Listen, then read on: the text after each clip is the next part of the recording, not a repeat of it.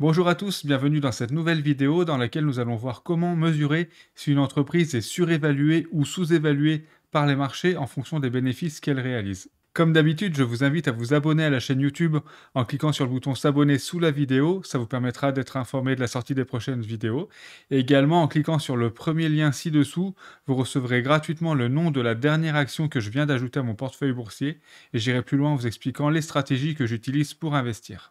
Pour pouvoir analyser une action, il va donc falloir comprendre les principales données qui la concernent. Vous pouvez par exemple vous rendre sur le site Yahoo Finance, qui est d'ailleurs toujours traduit en français. Dans cet exemple, nous avons pris l'action Apple. Nous voyons que le jour de la capture d'écran que nous avons réalisée, qui était le 29 avril, à la clôture de cette journée-là, le cours de l'action Apple était donc de 157,65 dollars.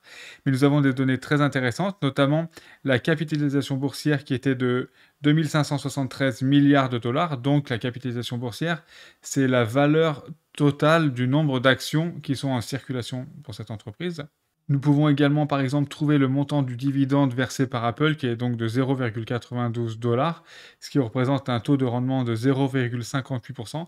Donc c'est assez faible, hein. Souvent, les valeurs de croissance ont des dividendes assez faibles. Et d'ailleurs, certaines sociétés ne versent pas de dividendes du tout, parce qu'elles préfèrent garder l'argent dans le capital de la société pour pouvoir l'investir sur leurs projets futurs.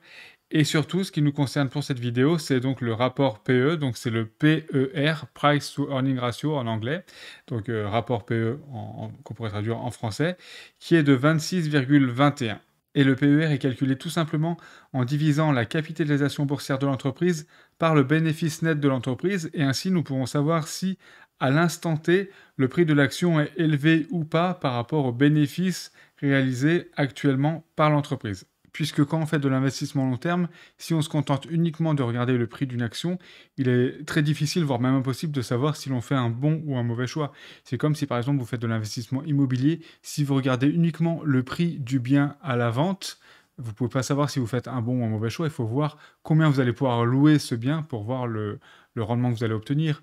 Ou si par exemple vous voulez acheter, je ne sais pas moi, un fonds de commerce, par exemple un restaurant, vous n'allez pas regarder uniquement le prix de vente de ce fonds de commerce, puisque ça ne vous donne pas une indication si c'est un bon ou un mauvais choix. Vous allez devoir regarder le prix de vente, effectivement, mais également les données comptables précises de l'entreprise, notamment les bénéfices que réalise cette entreprise. C'est exactement pareil quand on achète des actions en bourse.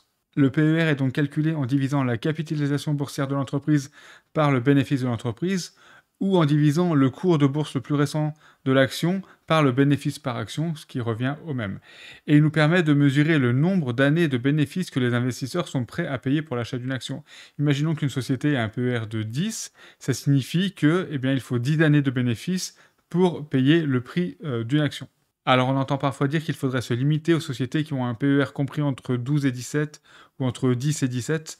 Selon moi, il ne faut pas se limiter à ces chiffres-là, puisque le PR a quand même une limite assez importante, c'est qu'il ne tient pas compte de la croissance future. Vous avez vu dans la formule de calcul du PER, à aucun moment on a mesuré la croissance future ou les projets futurs de l'entreprise.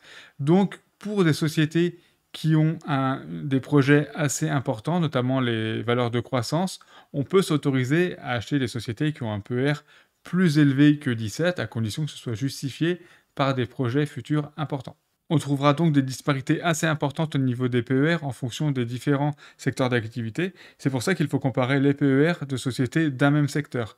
Si par exemple vous voulez ajouter une société pétrolière dans votre portefeuille, regardez les PER des différentes sociétés que vous envisagez d'acheter et comparez uniquement ces sociétés-là au niveau du PER. Ou si vous voulez ajouter une valeur bancaire par exemple dans votre portefeuille, là de la même façon, regardez les PER de ces sociétés-là entre elles. Pour illustrer le PER, nous allons prendre un exemple théorique. Imaginons que la société que nous allons appeler ABC possède 1 million d'actions en circulation qui sont actuellement au prix de 30 euros. Ça fait que sa capitalisation boursière est de 30 millions d'euros. Si son revenu net est de 2 millions d'euros, elle a donc un PER de 15, puisque donc ça ferait 1 million d'actions fois 30, donc 30 millions de capitalisation, divisé par 2 millions de revenus nets, ce qui nous fait donc un PER de 15. Et imaginons maintenant que le prix de cette action baisse. Ça va être vu comme un signe négatif de la part des investisseurs, voire même certains vont être tentés de revendre l'action s'ils se basent uniquement sur le prix de l'action. Alors que nous savons bien que le prix d'une action varie uniquement en fonction de la loi de l'offre et la demande, comme tout actif financier bien sûr. Il faut donc également prendre en compte le bénéfice. Et au contraire, si le prix de l'action monte, les investisseurs peuvent être tentés d'acheter l'action, alors que peut-être en analysant le PER, ils auraient vu que le bénéfice a diminué. C'est pour ça qu'il est important de prendre en compte ces données-là et de les mesurer, puisque nous voyons que dans l'exemple de gauche, eh bien, le prix de l'action baissait, mais le bénéfice augmentait, du coup on avait un PER de 15, alors que dans l'exemple de droite, même si le prix de l'action avait augmenté et que le bénéfice avait donc diminué, on obtenait un PER de 60. Et je rappelle que plus le PER est faible, et mieux c'est, parce que ça veut dire qu'il faut moins d'années de bénéfice pour payer le prix de l'action. Voilà donc comment utiliser le PER.